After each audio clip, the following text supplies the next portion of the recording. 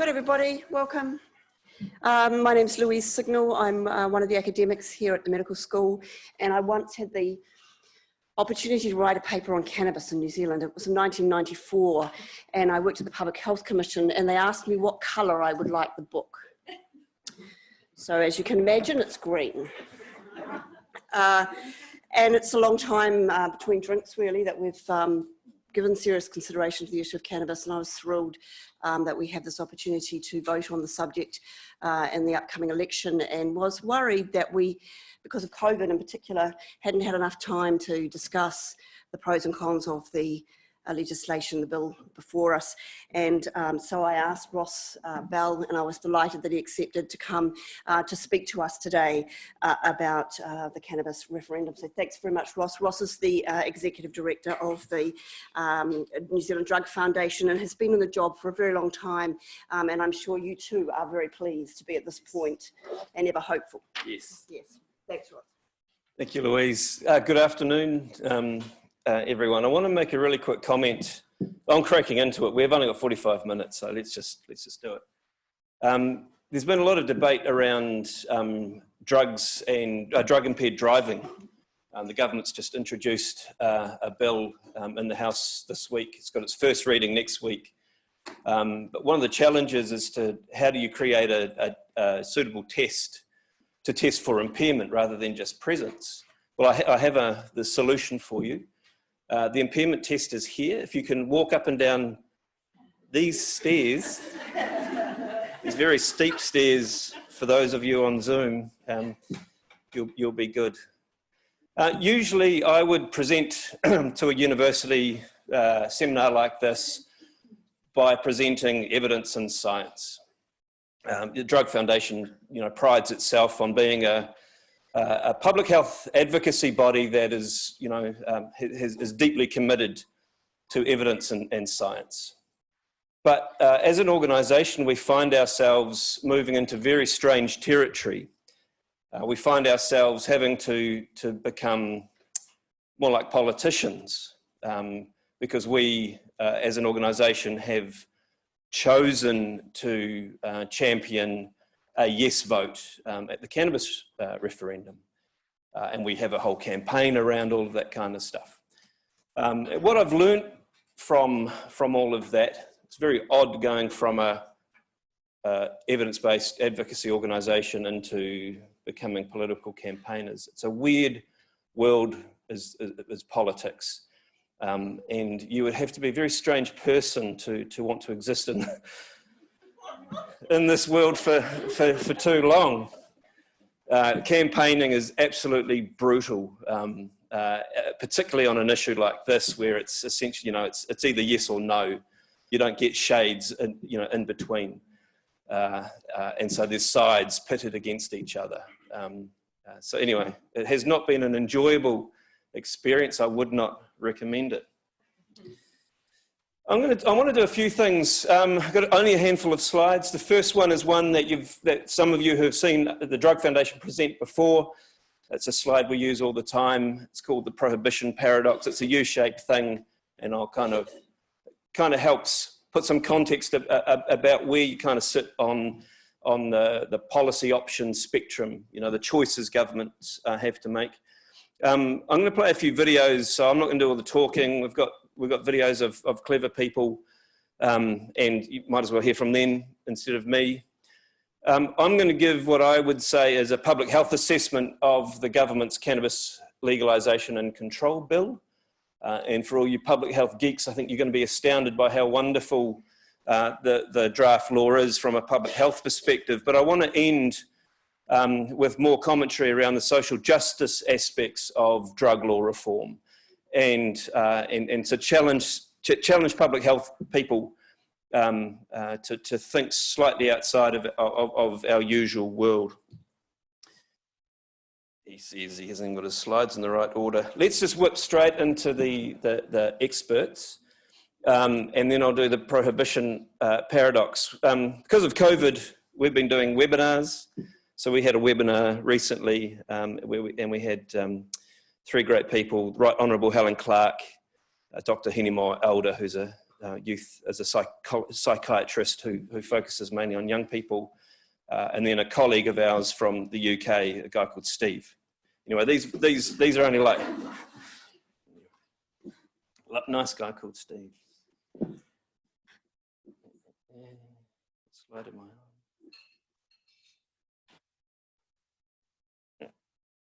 Helen, in less than a minute, tell us your top reason for voting yes. In 1 minute, I think it is a once-in-a-generation opportunity to address long-standing injustice and harm caused by prohibition. Injustice to all of those who have been imprisoned and otherwise convicted of offences connected with cannabis, whether that be for use and possession or for supply.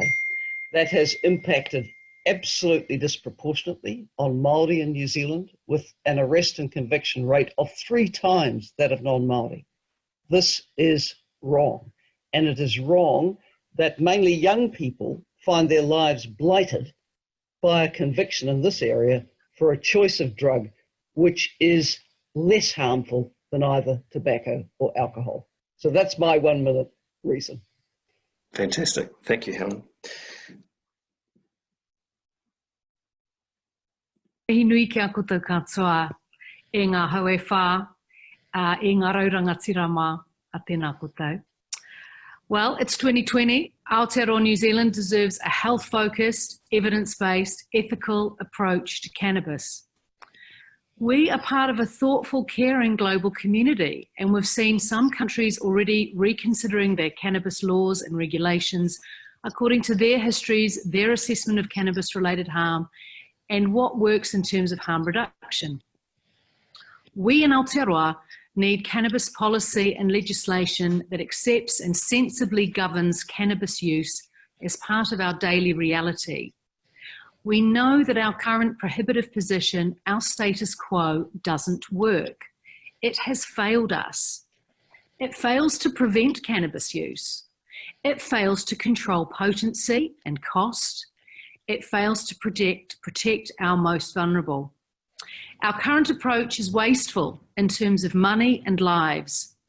It wastes police time, court time, jail time, and it wastes people. All of this costs money, and it forces people to act criminally in their access to cannabis, and to what benefit? To my mind, it's a dehumanising context that we are in right now. It treats people as criminal objects with disregard for the health impacts, and it perpetuates inequalities for Māori. It assumes that a simple punitive response to the health-related issues is the end of the story. It isn't. It doesn't work. The current approach is not fit for purpose, and it must change. No policy will make cannabis and its use disappear. However, we can expect society to be better off if we legalise cannabis, regulate use and supply, and directly address and reduce key risks and harms, educate in meaningful ways, rather than continuing the ineffective and costly efforts of prohibition. Last one, Steve.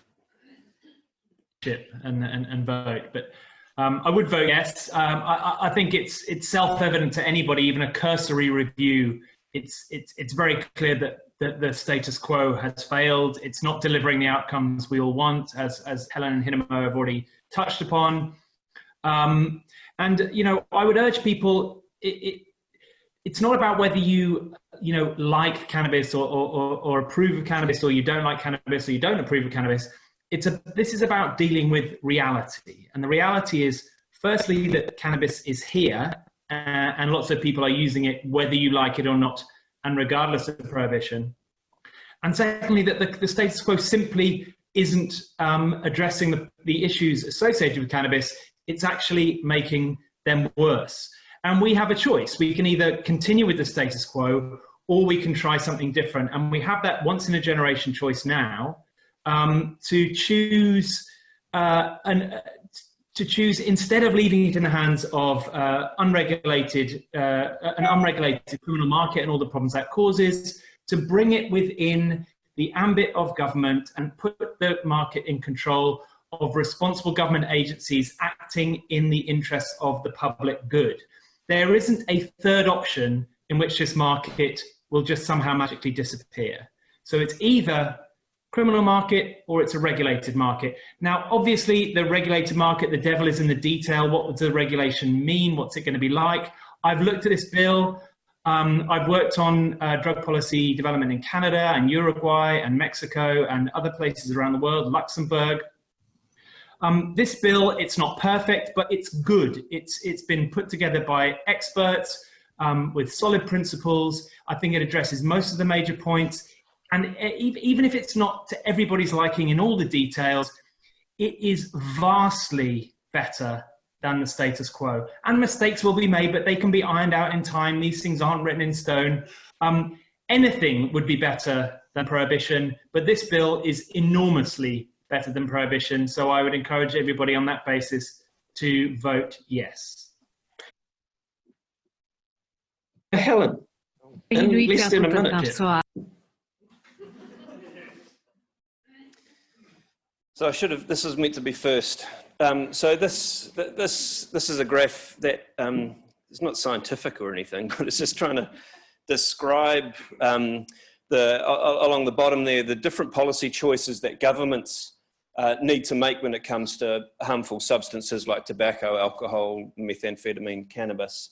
So at one end you have prohibition, and at the other end you'd have a commercial free market with different options in between, light regulation, decriminalisation, heavy regulation. What this graph tries to suggest when plotting harms against the other axis, the social and health harms, what this tries to suggest that under prohibition, you've got the worst of both worlds. You've got a really damaging and expensive system that actually doesn't address the harms of drug use, and in fact makes those harms greater in terms of criminalising people, in some cases corrupting governments, encouraging criminal involvement in the illicit market, etc. But that at the other end of the spectrum, if the government just washes its hands and says it's up to a commercial market, then you're also going to get harms. You're going to get, harmful substances sold in supermarkets, advertised on TV, sponsoring sports teams, and all of those kinds of things. And with those policy choices, you also get harms. You get harms from the substances and promoted harms from the market and the system that you put in place. And this also then goes on to suggest that there's this policy sweet spot where you can come up with a regulatory model that doesn't come with the extremes of prohibition nor the extremes of commercialization. And once you've got that policy sweet spot, you will have reduced harms from the substances as well as reduced harms from the system that you've put in place to control those substances. And I'm hoping what you would have got from those videos that I've played, that the bill that the government has written, the draft of the Cannabis Legalisation and Control Bill, that starts to find that policy sweet spot. May not be quite in the middle there, but it's certainly not at those extremes. And I want to talk through some of the detail of this bill, because we've been very surprised to learn that a lot of people haven't read it. And you're voting on it in 50 days. And so let me teach you a little bit about what's in the bill. So the purpose of the bill, that purpose statement is taken directly out of the Act. This bill has been designed to reduce harm. The government could have made different choices. They could have designed a bill that promotes increased tax take for the government. And if that was the purpose of the bill, then the regulations and the rules that sit underneath that would look quite different. There was one state in the US where the state government did want to bring in more tax dollars. That was the main reason they wanted to legalise, and that actually was voted down by the public. So what you see is the government has started from the argument that legal regulation of cannabis will reduce harm, and that all of the rules that we've put in place, some of these rules here, a purchase age of 20, all stages from seed to sale being licensed by government, collecting tax, but importantly, ring fencing some of that tax take to go back into reducing harm. limiting the potency of cannabis, not allowing use in public, no advertising, etc. Child-proof packaging, plain packaging, mandatory health warnings, ingredients listed, all of those things. And then there's I know you public health, us public health people, are always really sceptical around putting harmful substances in the hands of a commercial market, like we have with alcohol, and like we're trying to unpick with tobacco. And the cannabis bill has some really interesting things in there around that market control, because in drafting the bill, the government looked at some of the models around the world and saw that these quite heavily commercial models, let's say take Colorado for example, can promote harm, for the same reason that alcohol, free-flowing alcohol can create harm. And so they have some quite neat things in there. There's going to be what would you call it, like a national quota for how much cannabis can be cultivated in a year. And then the licenses, and there's a range of licenses. So some big businesses could apply for a license. They have cultivation licenses. They have nursery licenses. So people who are good at growing seedlings could just get a nursery license. And they also have micro cultivation licenses. And what you could imagine there is smaller scale cultivation of cannabis. And what you could also imagine is that those licenses could be given to people who are currently operating in the illicit market. And so a micro cultivation license could actually encourage them into the legal market. As well as there being a national quota, there is a cap, a market cap. So a company can only hold up to 20% of a market, of the market. So you won't get one or two players dominating the market. And so they have thought about what can the government do to kind of constrain these things. They've also got some other neat things in there about allowing people who might have a criminal conviction to still be allowed to work in the industry. Maybe if you have a violence conviction and methamphetamine manufacturing, you're unlikely to get a license to operate in the industry. But if you've got a cannabis possession offences on your record, or cultivation, or even supply, that doesn't necessarily prevent you from moving into the market. In choosing who gets the licenses, there are some criteria, and there's very cool criteria around the needs for the people applying for the license to demonstrate that they are bringing benefit to economically disadvantaged communities, including Māori communities. And so there's some quite neat kind of things to attract a commercial operation to operate in not necessarily a super commercial way. There is also non-profit licenses. So there's some nice thinking there to mitigate the expansion of a market, of a commercial market. We've done a little, if you don't want to read the bill, we've done an animation. At the general election on September 19th, you'll be asked to choose who you want to represent you in government, and if you support the referendum to legalise and control cannabis. New Zealand is the first country in the world to ask voters about cannabis legalisation, which is an important decision. The government has drafted a detailed new law called the Cannabis Legalisation and Control Bill, which will reduce harm from cannabis use, promote public health and protect young people. The law proposes strict government rules over who grows and sells cannabis, how and where it's sold, and who can buy and use it. This is why the Drug Foundation is supporting a yes vote. Let's take a closer look at these rules and what you're voting for. Only adults over 20 will be allowed to buy and use cannabis. Teenagers will not be allowed to use cannabis, with tough penalties on retailers that break these rules. Growers will need a licence from the Cannabis Regulatory Authority to cultivate cannabis for sale, and only specialist licensed stores will be allowed to sell cannabis in limited amounts. There will be no sales at dairies or near schools, and all staff will be trained to provide health and safety advice. There will be strict regulations around consumer safety to guarantee that you know what's in any cannabis product for sale. Cannabis will be tested to limit the strength, potency, and prevent the use of harmful pesticides and chemicals. All of this information will be clearly labelled on plain child-proof packaging.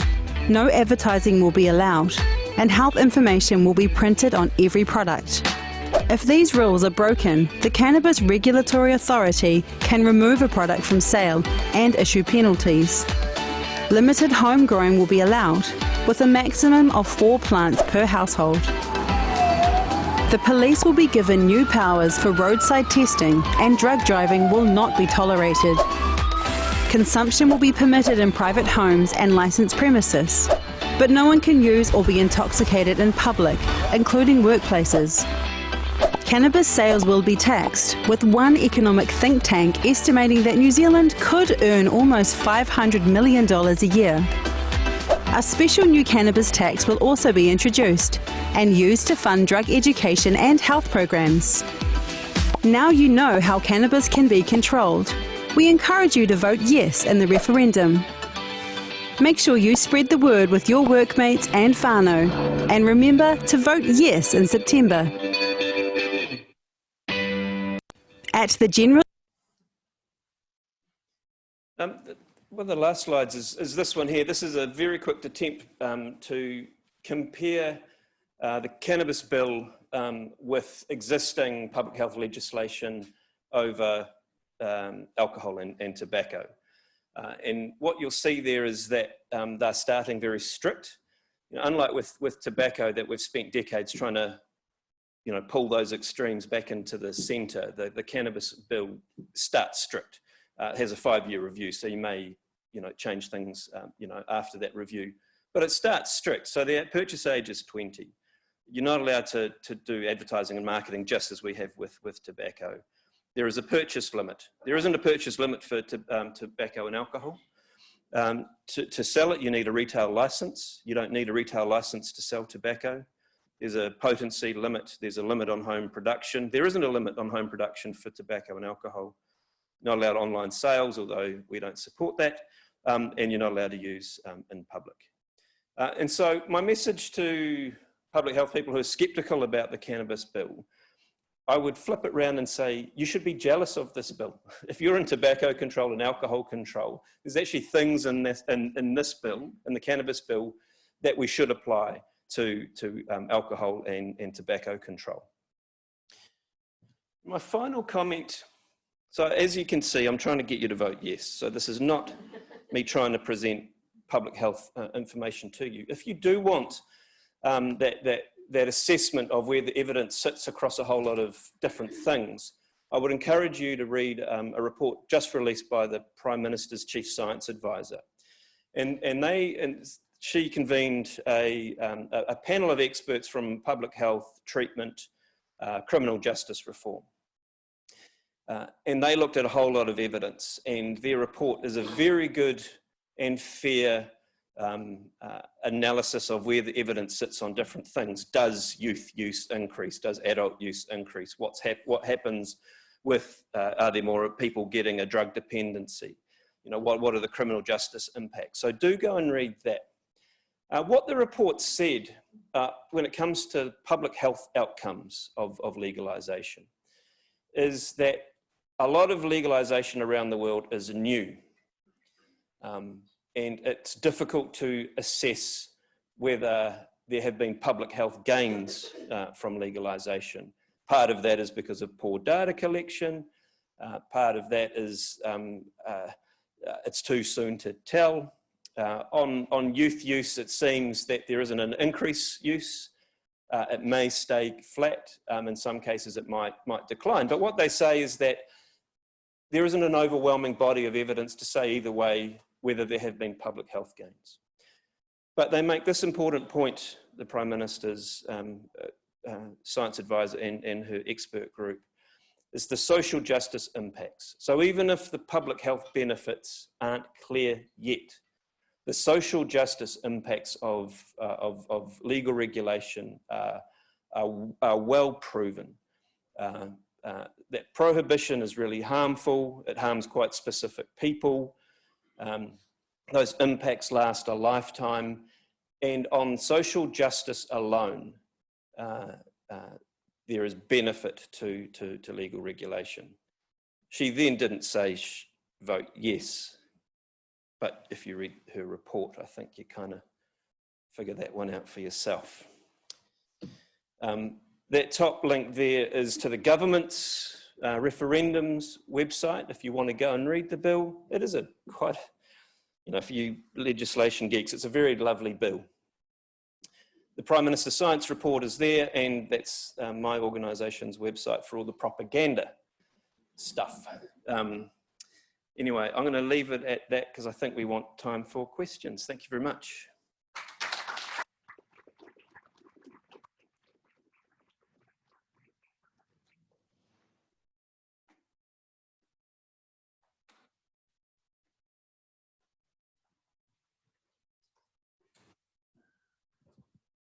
Kia ora, Ross. I'm Neville Pearce with the Healthy Housing Research Group. Thank you very much, first of all, for a really good lesson and pointed thing about advocacy and saying you're doing advocacy. That's really good. I work a lot with homelessness and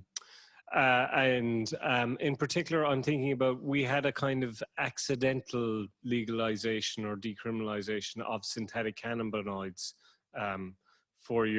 6 years ago now. And that was, I must say, that wound up being in most communities where addiction is rife, that wound up being a race to higher potency and higher harm. How confident are you that we're not going to have that with the legalization of natural cannabinoids? Yeah, yes. I mean, the synthetics crisis that we had was an interesting lesson in a whole lot of things, government indifference being one of them. So those products were legally regulated for a time under the Psychoactive Substances Act. And then they were taken off the market. Now, while they were regulated, we didn't have those deaths. Once they were taken off the market and therefore were controlled by the illicit market, we had deaths. The products got more and more dangerous. There were new chemicals. They were sprayed, you know, in quite concentrated amounts, and they were killing people, but they were killing quite specific people as well. People who didn't have a house, people who were living rough, people right on the margins of society. And at the time, the then Prime Minister said two things. The two responses from the government of the day was, police can fix this, and people just need to take personal responsibility. And we interviewed people who were using synthetics, who saw their friends overdose, who saw their friends die, who themselves were hospitalized, and they continue to use these substances. And you know, when asked what would help you stop, you know, it was like, give me a house. So that, I think that's a good example of actually under the regulation that we had, we didn't have harm. When we shifted those products back to the illicit market, we had harm that we haven't seen before. So I think that's a good argument for legal regulation. One other argument that some people made at the time, that if we had legally available natural cannabis, then maybe we wouldn't have some of those synthetics. And I think that's true for some cases, but I think the people who were using these synthetics, homeless folks, were doing so for quite specific reasons, and it was to get quite messed up, and natural cannabis probably wasn't going to meet that need. But yeah, I think it's a good model of legal regulation being successful and then not. So we have an online question. It says, Ross, could you please explain how the impact of this law change will be monitored? Does the law change require it to be properly assessed and reviewed and appropriate data to be collected to enable that? And that's from Amanda. Yeah, I mean, that's a very, very good question. I have to say one thing, the New Zealand government, not just this one, but all of them, and its agencies are usually really bad at implementing laws and monitoring them and rejigging them to make them work. And I think that synthetics one is a good example of that. So yes, there's a 5-year review built in. They are meant to be collecting data, but they're not going to do that unless the referendum passes. We have, and you are good public health people, there is absolutely ridiculously poor quality data when it comes to alcohol and illicit drugs. And so we are going to have to start figuring that one out pretty quickly in order to get a baseline. And the Ministry of Justice, because it's them that is doing this, not Ministry of Health, have said they're going to start thinking about this issue. We've given them some advice on what that could look like. So there are good intentions, but we haven't seen them start yet. Hi Ross, thank you. Really interesting discussion. 3 very quick questions. I'd be curious to hear more about how workplace testing might work. What are the positions of the major unions in New Zealand on this legislation? And for those of us who are interested in getting involved in the Yes campaign, how do we go about that? Cool. Yeah, our message to workplaces is you have to deal with impairment regardless of the legal status of whatever.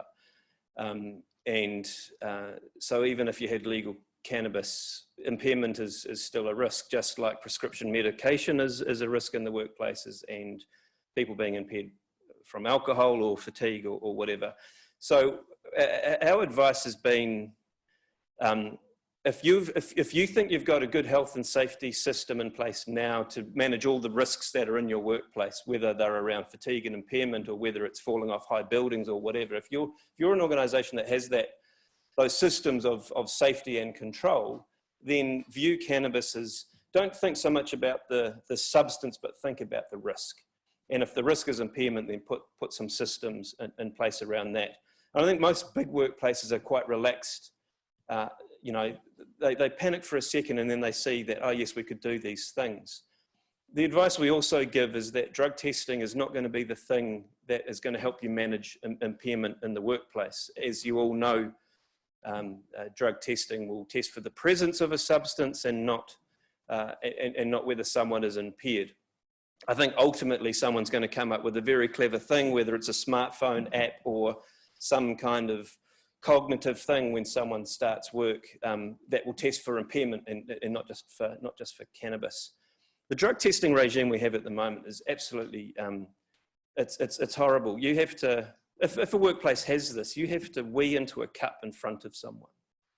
And when you're a workplace that is requiring that of your employees, the issue of trust is quite a big one. And if you're trying to build a health and safety culture in your workplace, getting your staff to wee into a cup, I don't think it's going to do that. So what we would hope is that workplaces use this as a catalyst to start looking at things that they can do to create good safety culture rather than let's try to catch someone and then punish them in some way. The question about how to get involved in the campaign is go to our Drug Foundation website. We also have another website called Health Not Handcuffs, which is our kind of grassroots ground game outreach, get out the vote thing. What was your second question? The unions. Well, the unions are, so we have worked with the CTU and other unions, Business New Zealand, and there's a group called the Business Leaders Health and Safety Forum. Their website is zeroharm.co.nz. They've just produced this really good report on this question of the referendum and managing impairment, and their advice is don't panic, but here are some ways that you could develop a good policy. And what I've found in working with both the unions and the business groups, and we also do work with the New Zealand Defence Force, is that they're really pragmatic.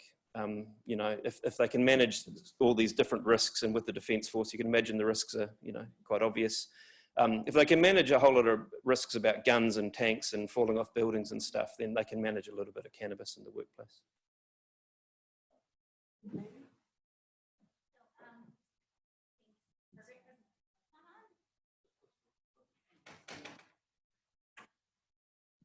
There we go.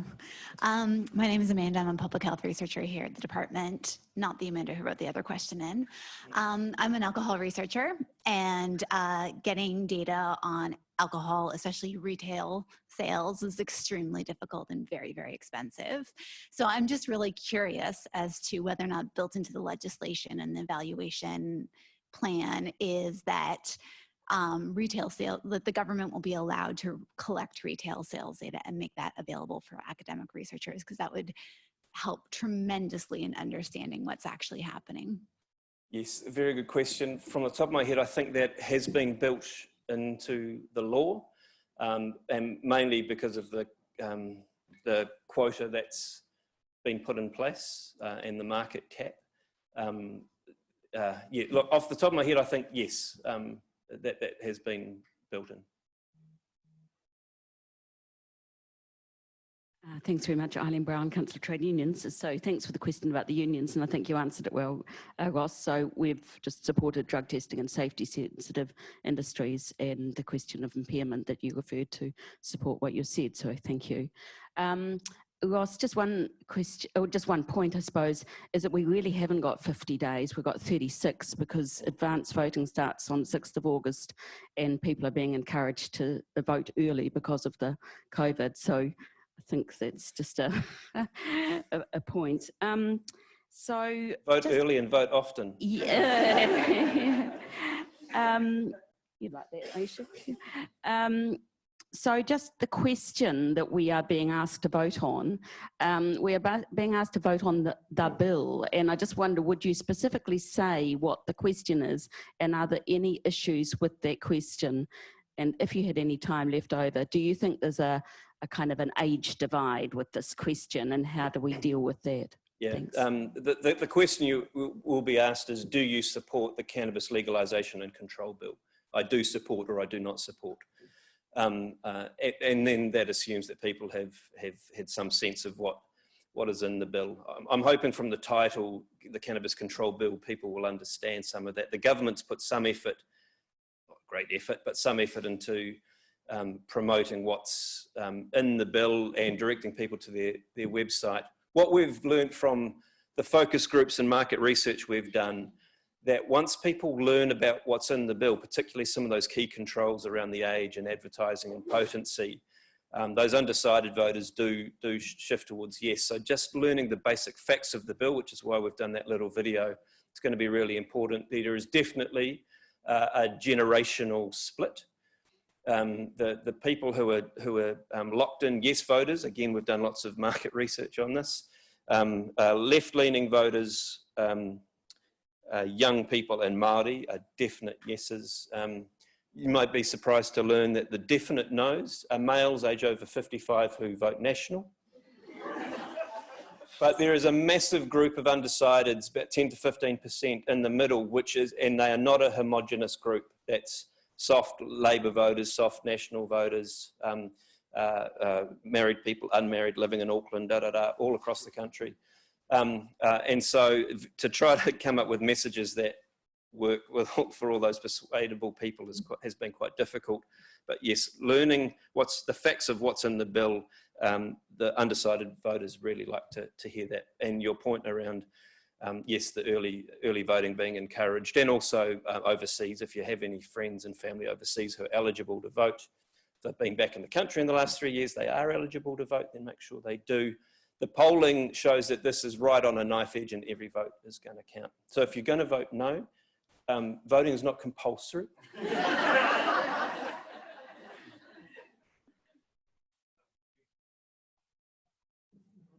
I'd just like to ask about, I'm Robin, I'm a biostatistician here.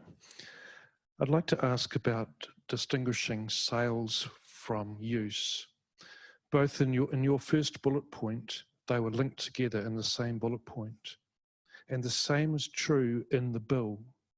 So if we go back, your first bullet point said something like, so R20 sold only to, and not sold and only available to adults. And there's a difference between sale and consumption. Yes, there is. And in the same, on the same slide, in the slide of the bill, I think the wording was something like, something or other use and supply, children won't be allowed to use it.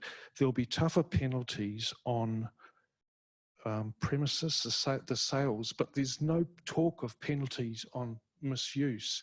So I'm just concerned that the two ideas are getting confused, and that from someone who has a sort of the slippery slope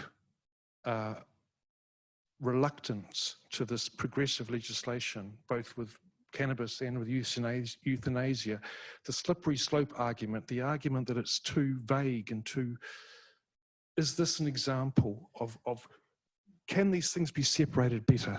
Yeah, so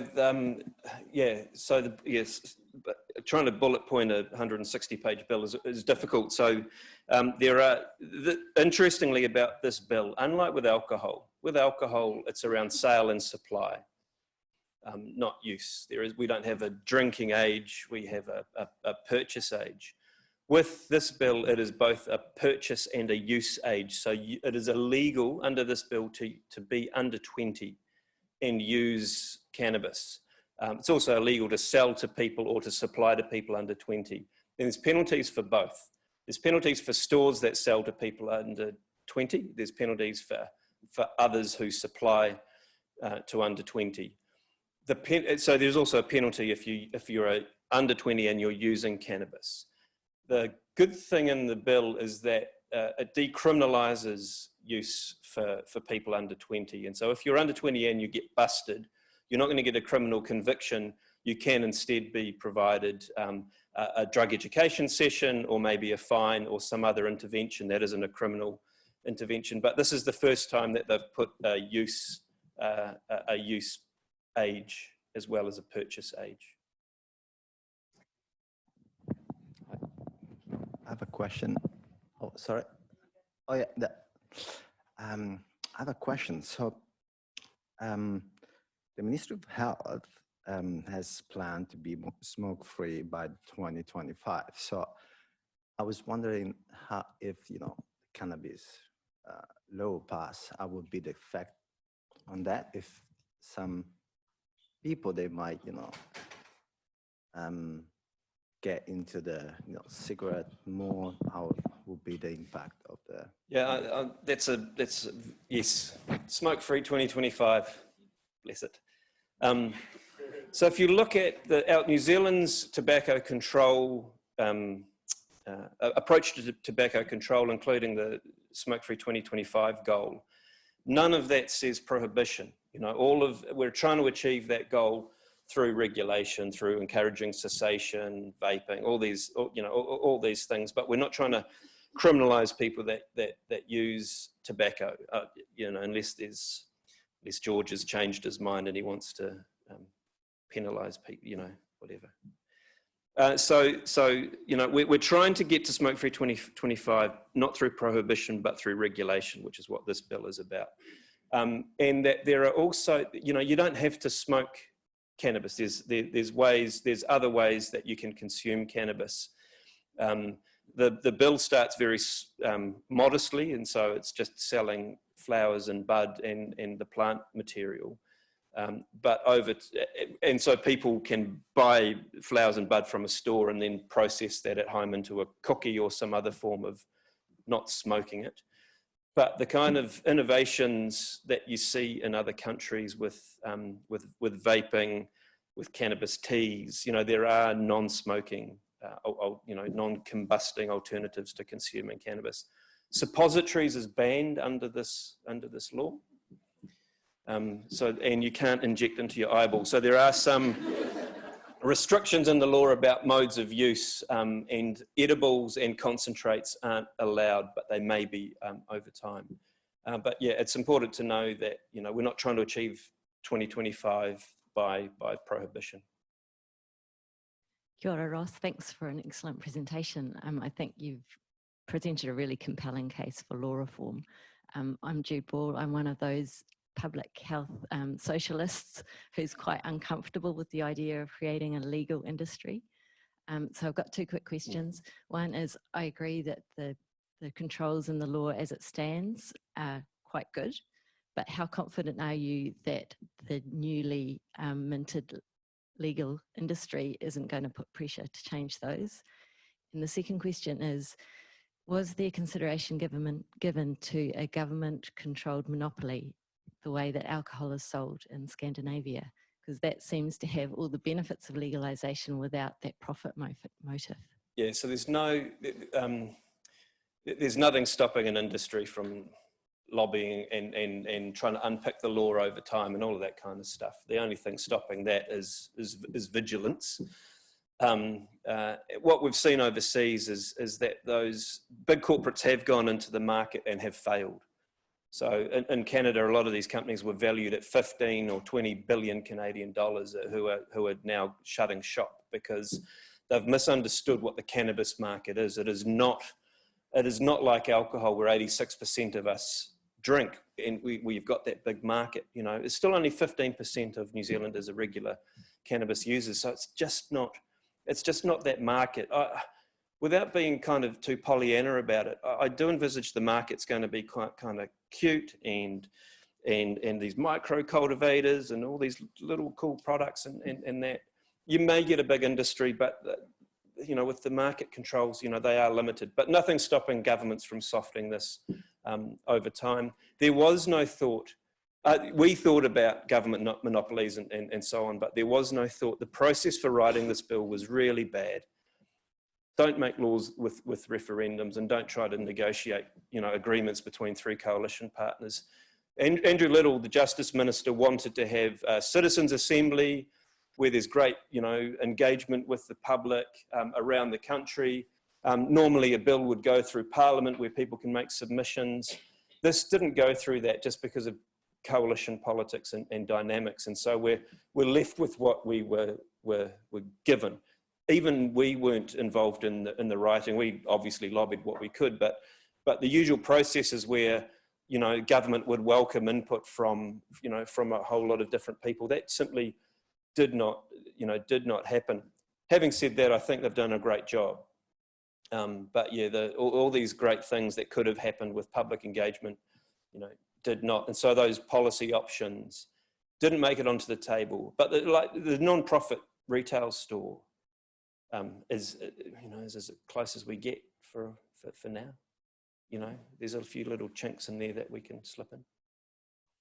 There's one last question if we have time. Question, hi Ross. Thank you for the presentation. I voted yes from this since I was 20. I'm 47 now, but because I got diagnosed with MS at that early age, and my sister was 4 years older, and she recommended to me at that time to get cannabis because it helps her friend incredibly with the pain, the immense health benefits that come out with for MS with cannabis is well documented, well known. I just need a timeline to, because I've got a friend from church, okay, I'm a swearing drinking Christian, and she sent me a link to get cannabis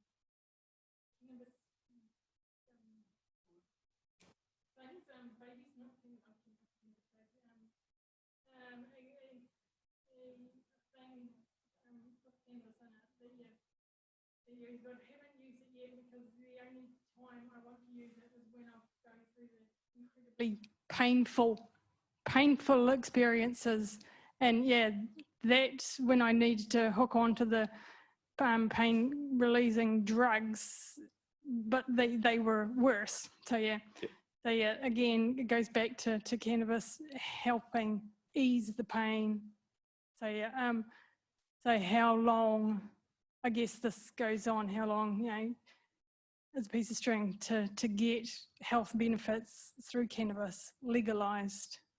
Yeah, it's so complicated. The timing is, hopefully we vote yes, and then I suspect it's going to take 2 or 3 years for the bill to work through the House and all of that, you know, kind of stuff. Right now, you know, you'll hear people say cannabis is already legal for medical reasons, and that is true to an extent. We do have a legal framework around medical cannabis. Only one product has been approved by MedSafe, and it's really expensive, and all the other products that may be created are still going to be really expensive. So we do argue that legal regulation of cannabis will help patients because it will increase the range of products that will be available at a much more affordable price.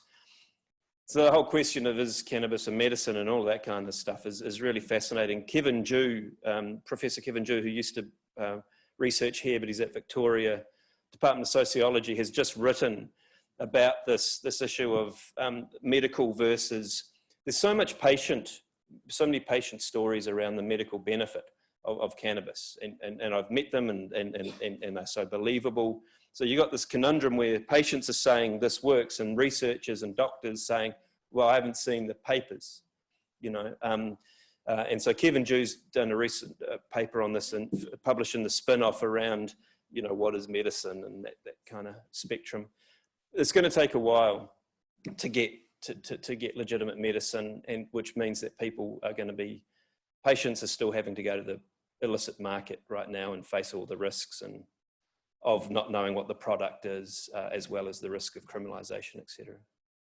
But yes, legal regulation will benefit patients without a doubt. And if you want to complain to the Advertising Standards Authority on that claim, we've already won. So there we go. So what's your parting message? Look, I'm assuming you're all going to vote yes, so we're not going to do a show of hands.